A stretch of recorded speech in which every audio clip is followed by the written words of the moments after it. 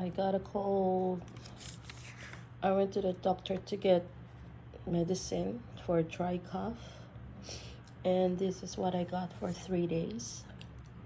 So the tablets are packed. Breakfast, breakfast, lunch, dinner, breakfast, lunch, dinner.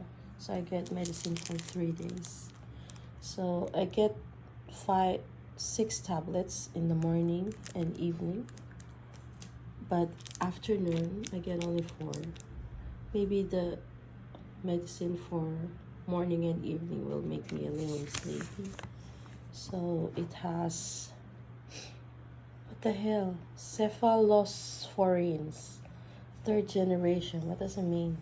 NSA, non-steroidal anti-inflammatory, antilurescents. I gotta Google it. Antihistamine, anti-allergics, anti-allergic. Oh my god. Leukotriene modulator, cough and cold medicine. Yeah. Korea's over-medicated. Yeah. But they work. If I don't get better after 3 days, I have to go back to get more prescriptions.